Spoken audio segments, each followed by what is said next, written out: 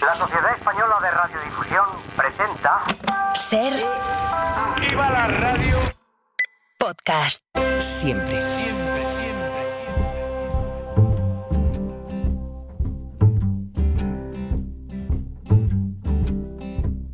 In the water, fire, I'll go wherever you go. In the valley, in the canyons, I'll go wherever you go. Hey, love, I'm ready now. Can't you see this riot inside of my veins? Hey, love, I'm overcome by desire. How must I wait? In the water, the fire, I'll go wherever you go. In the valley, in the canyon, I'll go wherever you go. Pera Estupiñán, Javier San Pedro, ¿cómo estáis? Buenos días. Hola Javier, ¿qué tal? Buenos días, muy bien. Hola. Javier es doctor en genética, biología molecular, colaborador del País. Pera es químico, es bioquímico, conduce en la 2 El Cazador de Cerebros y está recién llegado de Zaragoza. Ya no sé si es de presentar, de actuar, de una conferencia, de una obra de teatro, de la obra una película. Obra de teatro. Teatro en Ascó. He pasado la noche en Zaragoza porque Ascó está bastante lejos, es un pueblecito del interior de la provincia de Tarragona.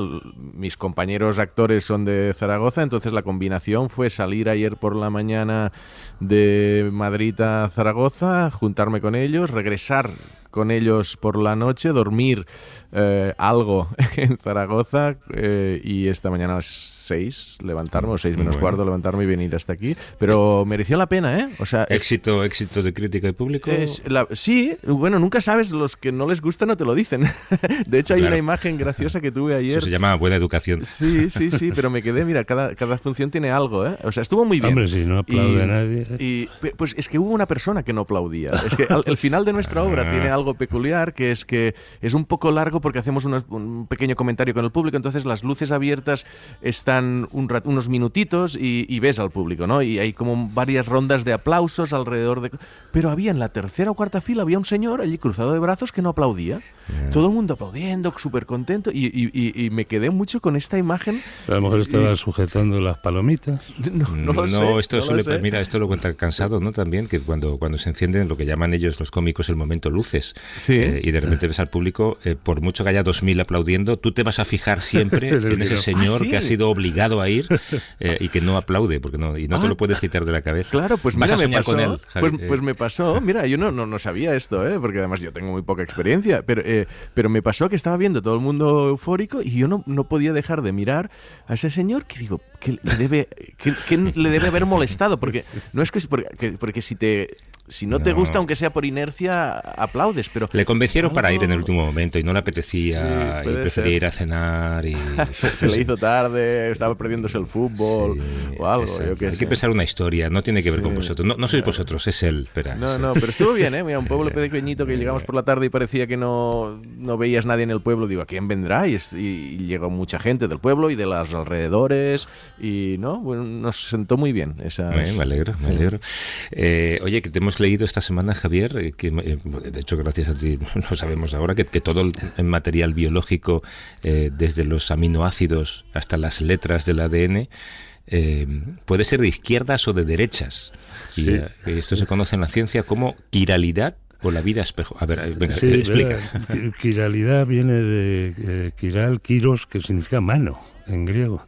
Y los objetos, las moléculas quirales son como nuestras dos manos, ¿no? Que si superpones una mano a la otra, las dos con el dorso hacia arriba, pues no se superponen, no encajan. Un pulgar se te va para la izquierda, otro para la derecha, los dedos no cuadran.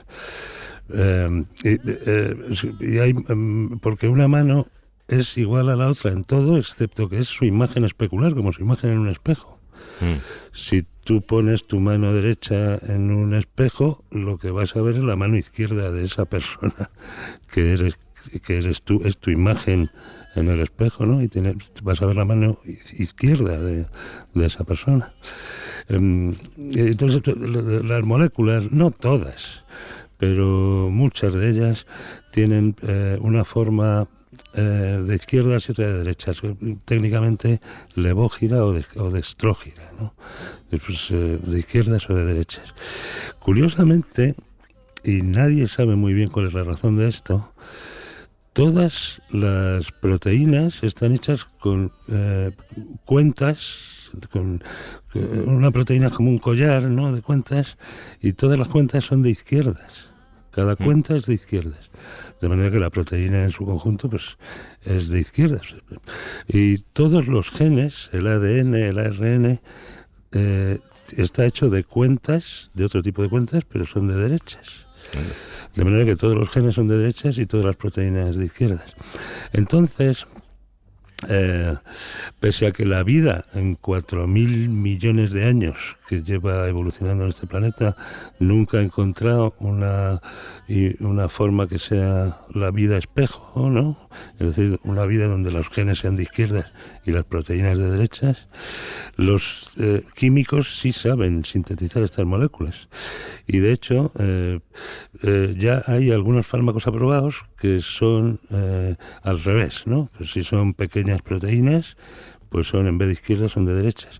Y esto tiene muchas ventajas, porque como normalmente un fármaco te lo tomas y tus propios sistemas del cuerpo, tus propias enzimas lo degradan enseguida. O sea, una cuestión difícil es hacer que el fármaco dure ahí unas horas haciendo su función, en lugar de que lo machaquen de inmediato las enzimas que se ocupan de romper cualquier cosa que metes en el cuerpo, ¿no? Y con estos fármacos, nuestras enzimas de izquierdas no saben reconocer al fármaco de derechas, y entonces el fármaco dura mucho más, se le dejan trabajar mucho más en el cuerpo, y hay varios fármacos aprobados de esto. Pero la técnica, aunque no está enteramente disponible todavía, hay proyectos para seguir adelante en esta vía hasta construir una vida sintética, pongamos una bacteria sintética, que esté hecha de vida espejo, al revés, que sea la imagen en el espejo de una bacteria normal. Y bueno, hay 38 científicos, todo primera línea, y además todos son grandes, la gente que suele empujar las cosas adelante, o sea, no son de los que se suelen inhibir y no vamos a hacer esto porque puede ser peligroso, es todo lo contrario, unos creiventes. Otro es George Church de la Universidad de Harvard, que ha impulsado la biología molecular adelante. Church incluso estaba de acuerdo con aquel científico chino que hizo a 2 niñas modificadas genéticamente para resistir al SIDA. Sí. Fue uno de los pocos científicos del mundo que le apoyó, porque decía que estas cosas habrá que sacarlas adelante, que alguna vez tendrán que aplicarse, ¿no? La inmensa mayoría de la comunidad científica no estaba de acuerdo, pensaba que no era el momento todavía, pero Church es este tipo de científico, ¿no? El premio Nobel Jack Szostak, en fin, hay 38, todo primera línea y todo más bien de los que empujan para adelante, reconocen estos autores que ellos eran escépticos sobre que la vida espejo pudiera ser un problema. Y realmente eran los primeros en dudar que eso pudiera ser algún problema y no se tomaban en serio esas reservas, pero han cambiado de idea. O sea, los avances técnicos de los últimos años les han hecho cambiar de idea y creen que es posible hacer una bacteria espejo, realmente, o cualquier célula, ¿no? Una célula humana espejo, pero bueno, empezando por lo más simple, sería una bacteria espejo con los genes de derechas y las proteínas de... Me quedo con el ejemplo que has puesto, ¿no? El de los fármacos que duran más en el estómago. Exacto, es el mismo problema llevado al paroxismo, porque una bacteria espejo imaginas que no es claro. Claro, que el sistema inmune pues no la reconozca. No la reconoce. Dice, a ver si es una bacteria tan diferente. Y es que no la reconocería. O sea, que es estimulante desde la perspectiva científica decir, oye, si podemos sintetizar moléculas, células, vida, especular con estas moléculas intercambiadas, que por algún capricho la naturaleza no lo ha hecho así, porque tú cuando sintetizas una proteína te sale la mitad de derechas, la mitad de izquierdas, pero la vida ha elegido que sea de izquierdas desde el principio y no sabemos por qué. Esto es uno de los grandes misterios de la biología. Y decir, bueno, pues hagamos el experimento, ¿no? Hagamos una bacteria donde esté todo intercambiado, a ver qué pasa. Dices, uy, pero ¿y si después el sistema inmune, por lo que sea, no la reconoce? Pues no lo hagamos. Es como que... Tenéis una capacidad maravillosa para tranquilizar, esperanzadores y terroríficos al mismo tiempo. Tranquilizar a la gente, sí. Bueno, en fin, que estos piden que se prohíba todo eso por completo y que salvo para algunos fármacos en condiciones muy controladas, que se abandonen esa línea de investigación. Basta que lo digan para que algunos otros sigan haciendo las líneas de investigación estas, pero bueno, así está el tema. Oye, ahora que estamos ya a final de año, una de las grandes cuestiones del año, sin duda, ya están todos los resúmenes, es el avance de la inteligencia artificial. No hablamos mucho nosotros de esto en este espacio, pero bueno, quien tenga la tecnología para desarrollarla seguramente tiene más poder en todos los sentidos, y lo que está detrás de cada innovación y cada dispositivo con inteligencia artificial, también cada electrodoméstico, cada coche, es esa palabra de 4 letras de la que no sabemos mucho, la palabra chip. Si algo tan trascendente como los chips solamente se hacen en 2 lugares del mundo, en China o en Estados Unidos, y sin embargo Europa se ha quedado atrás en el diseño y en la fabricación, nos planteábamos también qué futuro nos espera en términos de competencia y en términos de control de poder, ¿no? Mateo Valero, que nos escuchan en Radio Barcelona, es el director del Centro de Supercomputación de Barcelona, el BSC, que es el más puntero de Europa, uno de los mejores del mundo. ¿Cómo estás, Mateo? Buenos días. Hola, buenos días. Muy bien, gracias. Lleváis vosotros décadas trabajando por un objetivo, y es que España sea el país de Europa con mejores diseñadores de chips. ¿Cómo vamos en esa carrera? Bueno, realmente, tal como habéis dicho, los chips hay que hacer 2 cosas, diseñarlos y fabricarlos. Fábricas hay muy pocas, son muy caras, y las que tienen, o sea, las más importantes son aquellas que permiten trabajar con transistores más pequeños. Estamos con transistores de 3 nanómetros ahora. Y la líder es la TSMC en Taiwán. Hay otras en Corea del Sur, en Samsung, y otras como Intel en Estados Unidos. Entonces hay que diseñar chips y hay que fabricarlos. Hay diferentes tipos de chips. Aquellos que son muy rápidos y por lo tanto tienen transistores muy pequeñitos que conmutan muy rápido, y aquellos que no tienen la necesidad de utilizar transistores tan grandes. Europa sí que tiene foundries, yo les llamo hornos, donde se hacen los chips con transistores, digamos, grandes, que se pueden utilizar en coches actuales. Pero sin embargo, los transistores pequeñitos, que son los que se usan en los chips más potentes para ejecutar, entre otras cosas, las operaciones de los supercomputadores o de la inteligencia artificial, este es el tema geopolíticamente más importante que hay en el mundo, yo diría, después de las guerras estúpidas, del cambio climático y de que se nos muera gente por no darles comida cuando nos sobra mucha, ¿no? Hay una guerra tremenda en poder fabricar esos chips. De hecho, fijaros que empresas como Apple o Nvidia no fabrican los chips, los diseñan. Hacen los planos, digamos, del edificio, pero el edificio se hace en otro lado, en las foundries. Lo que está claro es que cuando se hacen los planos del edificio, se ha de tener en cuenta el material que va a utilizar el constructor, el material que va a utilizar la foundry en Taiwán para hacer el chip. Y en esa batalla, digamos, Estados Unidos, China, ¿quién tiene más foundries? ¿Quién está por delante ahora mismo? No, está por delante está Taiwán, es el número 1, está fabricando ya chips con 2 nanómetros, estamos muy cerca de que el número de átomos de silicio sea tan pequeño que aparecen fenómenos cuánticos.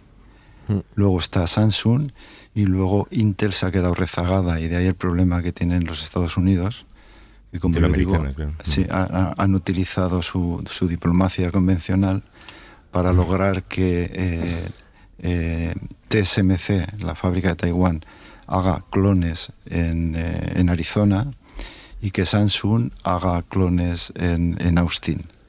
Estados Unidos no puede dejar de perder la capacidad de fabricar chips los más rápidos posibles, aquellos que tienen los transistores más pequeños. Porque Oye, es que ahora... Mateo, y Sí. aparte del tema de la rapidez y el tamaño del transistor, Sí. está la cuestión de que tengo entendido Sí. que los chips para inteligencia artificial, como los que hace Nvidia, Sí. tienen una arquitectura, una geometría de circuitos distinta, ¿no?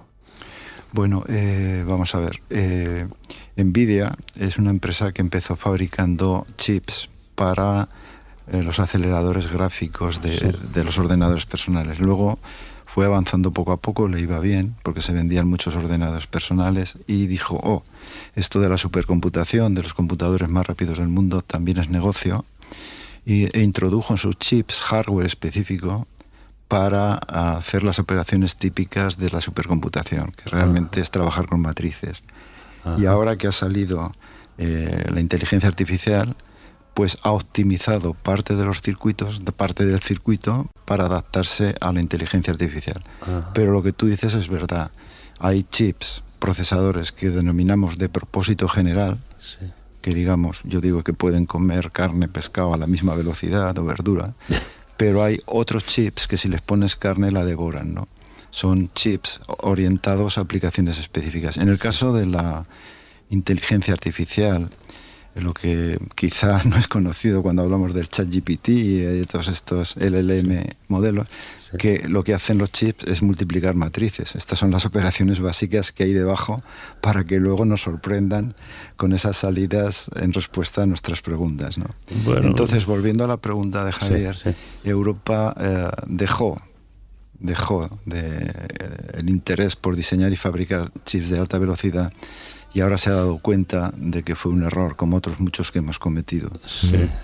Por omisión, muchos de ellos también. Por omisión, porque se tenían más baratos fuera y a la fabricación que la hagan otros. Y en esta carrera que decías, que dices que que podemos fabricar chips de un determinado tamaño, esto de romper los límites físicos y hacer chips lo más pequeños posible, ¿es necesario ya que sean más pequeños y ya son suficientemente pequeños, ¿no? Bueno, cuanto más pequeño es, los chips son un conjunto de transistores, y los transistores son conmutadores. Cuanto más pequeño es el transistor, menos energía se necesita para conmutar de 0 a 1. Yo soy arquitecto de computadores, necesito un dispositivo que puedas ponerlo en 0 a 1 para a partir de ahí pues hacer magia, ¿no? Hacer estos chips, ¿no? Entonces ha habido una carrera tremenda, esta se ha denominado la ley de Moore, cada año y medio se duplica la potencia de un chip, ¿no? No se hacen, donde había uno, hay dos. Yo cuando hacía Teleco en Madrid en el año 71, salió el primer microprocesador de Intel, que era el 4004. Tenía 2.300 transistores y el tamaño era de 10 micras por cada lado. Ahora los chips que tenemos de 10 centímetros cuadrados de silicio tienen 100.000 millones de transistores y conmutando a 2.000 millones de veces por segundo. Y de estos, en los supercomputadores tenemos miles y miles que trabajan conjuntamente. Y te iba a preguntar, Mateo, ¿cómo estás? Hola, ¿qué tal, Pera? O sea, ¿está a tiempo Europa de hacer esto? Porque siempre tenemos un poco de complejo de inferioridad en aspectos tecnológicos, de decir, no, vale, o sea, bueno, Taiwán y Estados Unidos siempre irán por delante. Estados Unidos, lo que decías, o sea, hace 2-3 años el gobierno puso una millonada en lo que llaman el Chips Act, porque decir, oye, que no nos podemos quedar nosotros atrás también. Europa tiene todo este potencial, tanto económico como tecnológico, para ponerse a la altura de estos que ya, aparte de tener más potencial, ya van con ventaja. Hay varias preguntas relacionadas. Europa puede tener una inteligencia artificial que es un nivel superior, porque sin chips no hay inteligencia artificial, ¿no? Sin estos chips no habría los avances de la inteligencia artificial. Basta que se dejaran de fabricar chips más y más potentes para que hubiera un freno porque ya, si queréis hablaremos luego de las operaciones que necesita entrenar un modelo estos de un billón nuestro de parámetros, es enorme, ¿no? Vamos a ver, cuando Europa, hay un mensaje un poco político, actúa como Europa, podemos hacer aquello que creamos conveniente. Y te voy a poner el caso del Airbus o del Galileo, del GPS. Uh-huh. Lo que pasa que en este tema Europa no actúa como Europa. Y te voy a poner un ejemplo. Ahora todos los países tienen dinero, bastante dinero de los fondos de recuperación, y no hay una política europea para decir, oye, vamos a hacer una foundry tan buena como la de TSMC. Cada país quiere llevarse la foundry, aunque no sea tan potente como la más potente del mundo. A su territorio. A su territorio. No hay una política europea de decir, vamos a hacerlo, como se hizo el Airbus, que se distribuyó en 4 o 5 países, y ahora fíjate el triunfo que hay. Europa no solamente no puede, es que puede y debe hacerlo. Debe tener una inteligencia artificial más ética, y para ello debemos de diseñar este tipo de chips. Porque yo lo que digo en mis charlas, que lo que queda muy pobre, a ver si me explico bien, que en Europa, digamos, tenemos el GDPR, ¿no? Tenemos el controlar un poco el uso de la inteligencia artificial. Sí, queremos ser árbitros de partidos en los cuales hoy por hoy no tenemos ningún jugador, y eso es muy pobre. O sea, nuestro árbitro no puede correr detrás de la jugada porque no hay jugadores, claro, no sabe correr. No sabe correr. Sabe poner frenos, oye, no corras mucho, no te vas por aquí, pero hay planes. Es que esto tú lo has definido como uno de los problemas geopolíticos más importantes del mundo, y yo creo que más. Por lo que implica, sea, hay planes para que esto cambie, ¿o? Sí, hay planes, pero todavía falta mucho. El Chip Act, el primero que salió fue el de Europa, y entonces como eso significaba que iban a dar indirectamente dinero a empresas líderes en el tema a Europa, pues enseguida el Biden sacó el americano y prohibió, por ejemplo, entre comillas, a Intel, que se iba a establecer con una foundry de último nivel en Dresden, a decirle, no, tú no te vas del país, y al revés. Utilizaremos el dinero americano para traer las 2 grandes compañías que son la TSMC en Taiwán y Samsung en Corea del Sur. Europa está dedicando dinero, sabe que tiene que dedicar mucho más. Si miráis los informes Draghi, Olleta, pero tenemos que actuar como Europa. El problema es que no actuamos como Europa en casi nada. No sé. ¿Cómo son? Porque recuerdo que leí una vez un reportaje en Wired de un periodista que había entrado en una de estas fábricas de chips, que eso son casi como entrar en el sitio más secreto del mundo, ¿no? Bueno, el más limpio, más que un quirófano por lo menos. Es un sitio sofisticado. Un pelo te puede machacar una partida de chips entera, ¿no? Sí. El polvo, bueno, es tremendo, es tremendo. Se gasta mucha energía y agua, precisamente porque se requiere una pureza tremenda del agua. Es enorme la cantidad, pues a lo mejor 50.000 litros por cada oblea, y hacen millones y millones de agua purísima. Agua destilada. Sí, y la electricidad en Taiwán pues está llegando al 10% de todo Taiwán. Ahora que habéis hablado de ASCO, pues sí. Claro, el que tiene el supercomputador más grande para ejecutar inteligencia artificial es Meta, que tiene 100.000 aceleradores de NVIDIA para ejecutar inteligencia artificial, lo que decía Javier San Pedro, ¿no? Sí, que son arquitecturas específicas orientadas a esto. Esto gasta unos 200 megavatios. Quiere decir que 5 computadores como este necesitan la central nuclear de Vandellós, que es de 1 gigavatio. Y de hecho para luego preguntar a ChatGPT qué película veo esta noche, ¿no? Sí, gastarás energías. Este es otro tema, sí. Te iba a decir, Mateo, que de hecho hay planes de varios gigantes de Silicon Valley para poner sus centros de datos al lado. Por ejemplo, en 3 Mile Island, la central nuclear. Microsoft. Sí, Microsoft, ¿no? Que es la central nuclear que sufrió el primer accidente grave. Bueno, la ha comprado, creo, ¿no? La central nuclear. Sí. Bueno, hay dos cosas. El problema es el costo de la electricidad, ¿verdad? No, el problema es que te garanticen que la electricidad te va a llegar. Y entonces, por eso dicen, mejor la ponemos allá y somos los primeros, ¿no? Como la red eléctrica española cuando ponen todas estas cosas, ¿no? Pero además, Microsoft empezó hace 15 años a diseñar reactores que en vez de 1 gigavatio son de 100 megavatios, que son más manejables, que parece ser que la probabilidad de que ocurra algo es muchísimo menor. Nucleares, reactores nucleares. Nucleares, sí. De fisión, claro. Sí.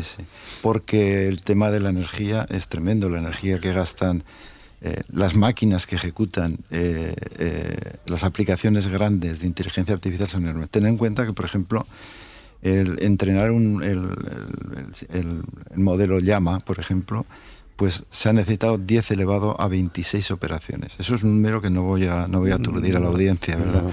Pero eso es el segundo supercomputador más rápido del mundo, 6 meses. Y eso significa que son unos 15 megavatios. Uh-huh. Pero luego se entrenan muchas de estas. Y el problema es que luego se les pregunta. Y preguntamos muchos. Con lo cual hay un gasto energético tremendo asociado a la inteligencia artificial. Pero también está muy bien esto porque estás recordándonos que es como cuando nos dicen no te dejes la luz encendida que estás consumiendo cuando sale. Pues esto es igual, no preguntes tonterías a la inteligencia artificial, ¿no? Sí, porque sí. Fijaros que el problema más grande que tenemos al diseñar los supercomputadores es el coste que van a necesitar de energía. Porque claro, probar vosotros en casa enchufar a un millón de laptops, ¿no? A ver lo que gastan, que es ¿no? Entonces, lo que pasa es verdad, y hay estudios, de que por cada vatio que se gasta ahí, pues se ahorran 5 en el sentido de que optimizas muchos procesos que utilizan mucha energía y optimizas el uso de la energía utilizando la inteligencia artificial, que a su vez gasta mucha energía. Pero es impresionante porque yo con Mateo estuve justo este lunes y martes grabando para El Cazador de Cerebros en el superordenador de Barcelona, en el Mare Nostrum, y claro, cuando ves lo que hacéis, entonces entiendes por qué es tan potente y tan geopolíticamente importante tener el control, ¿no? Porque, toda la parte de investigación científica y de toma de decisiones, de simulación que se hace con estos superordenadores, lo que llamáis gemelos digitales, que sería pues como simulaciones, pero ya no de edificios, sino incluso de ciudades, de clima terrestre, de la Tierra, del cuerpo humano, te permite tener un poder predictivo sobre lo que puede llegar a pasar que te da una información valiosísima, ¿no? Sí, correcto. Nosotros hacemos gemelos digitales que no son más que representaciones virtuales de algo que queremos estudiar por primera vez o mejorar, ¿no? Y de hecho creo que el reto científico más importante que hay en el mundo, y vosotros dos sois muy expertos, es hacer un gemelo digital del cuerpo humano. Se han hecho partes, pero eso costará. Pero volviendo al tema de si el tamaño importa, Javier, fijaros que hay una guerra tremenda de que Estados Unidos no quiere que China fabrique chips con transistores pequeños. Porque si tú tienes, en vez de 3 nanómetros, tienes una tecnología de 10 nanómetros, quiere decir que donde tú pones 10 transistores, los otros solamente ponen 1. Quiere decir que para hacer las mismas operaciones, ese chip que tiene transistores más grandes va a gastar mucha más energía y más espacio. Y esa restricción que puso, que no la empezó Trump, que la empezó Obama. Yo, curiosamente, estaba dando unas conferencias en China cuando anunciaron que no iban, hace ya años, que no iban a darle tecnología a China porque se les estaba escapando. Porque, vuelvo a repetir, sin estos chips no hay inteligencia artificial de vanguardia. Y para hacer estos chips se necesita poder hacer transistores pequeños. Ahora China está con 7 nanómetros, ha avanzado muchísimo. Se rumorea que tiene 5, después de 5 vendrá 3, 2. Después de 2 nadie dice hacer transistores con 1 nanómetro porque habrá tan pocos átomos de silicio que se van a desmadrar, digamos, van a aparecer fenómenos cuánticos. Y ya no vamos a poderlos tener en orden barbaridad. porque tenemos que decirles tú 0, tú 1, tú 0, tú... No, 0, 1, 0,3. Y estamos en un campo realmente que, bueno, tremendo. Oye, te agradezco la conversación y lo que hemos aprendido con este diálogo. Mateo Valero, que es el director del Centro de Supercomputación de Barcelona. Y hemos aprendido a usar correctamente la inteligencia artificial de alguna manera y que en lugar de árbitros tenemos que ser jugadores. Gracias por venir, Mateo. Gracias a vosotros por invitarme, un abrazo. Y suerte con el trabajo. Y Pera Estupiñá, Javier San Pedro, el domingo que viene hay lotería, con lo cual no tenéis que venir. Y si al siguiente no venís es porque os ha tocado. ¿Va a tocar? Eso habría que preguntárselo a un simulador, a un gemelo digital. Exacto, un simulador. Hasta luego. Hasta luego.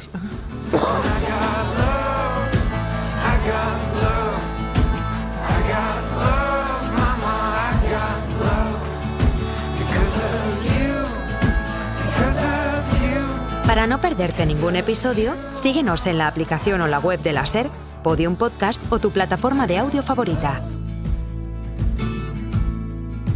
I found peace.